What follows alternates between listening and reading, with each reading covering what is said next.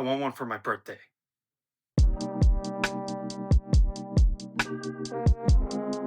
Death of a Unicorn. I wore unicorn purple for today's review. It's A24's latest. No, it's not horror trauma porn, it's ironic horror comedy. We had Opus a few weeks ago, which wasn't scary or funny. So, how is Death of a Unicorn? Is it magical or a misfire? We open with father and daughter, played by Paul Rudd and Jenna Ortega. He's an attorney going to secure the estate of a dying billionaire, and she's his college age daughter who does not want to be there. But before they get to the mansion, they hit something in the road. And what does that something turn out to be? Yes, the unicorn of the title. They decide to put the animal out of its misery, put it in their car, and continue on to their trip.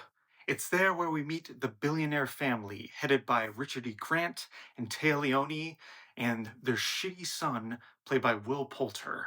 Richard E. Grant has done everything to cure his cancer, but now he needs Paul Rudd to secure his estate. But lo and behold, a magical cure comes from this mythical beast.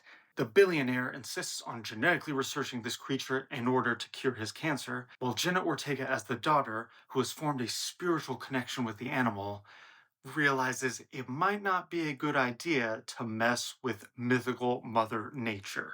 What you'll notice right off the bat is this is another Eat the Rich movie. Yes, we know the rich are terrible, but how many movies have we had lately where some characters go to a fancy mansion with horrible rich people and evil and terrible things happen?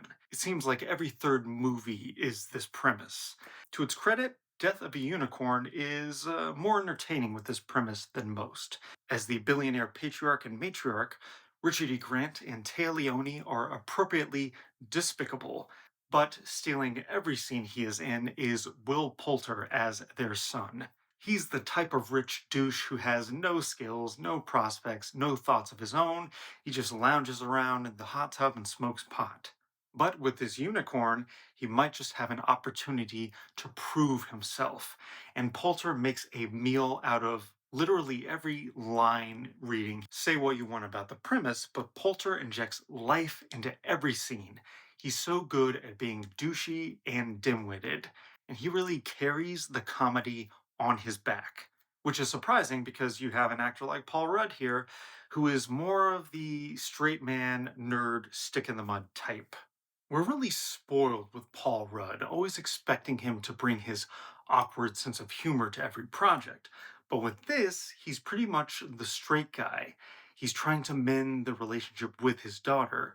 And Jenna Ortega plays kind of your typical vaping Gen Z character, but she also acts as the voice of reason, trying to talk sense to these adults that maybe they shouldn't mess with Mother Nature. Now, on to the creature. We actually haven't gotten a lot of unicorns in movies. The big ones I can think of are in Ridley Scott movies, Blade Runner, Legend. And on its face, it's pretty cool to see these mythological beasts put front and center as movie monsters. The CGI isn't the best, but there are some cool set pieces with them.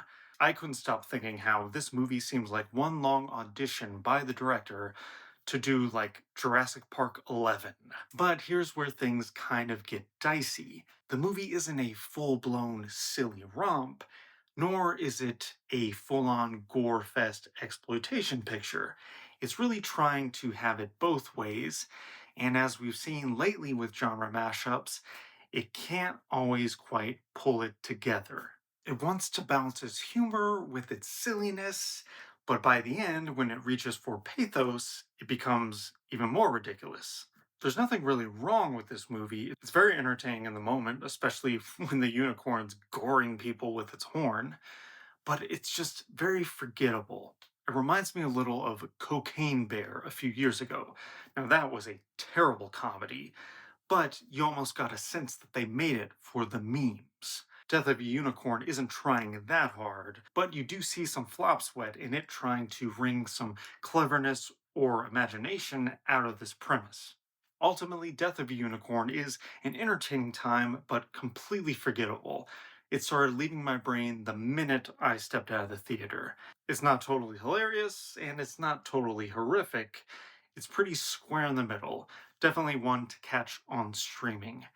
I give Death of a Unicorn a forgettable 2.5 out of 5 stars. If you like this review, please like and subscribe or follow me on Letterboxd at RamirezS316.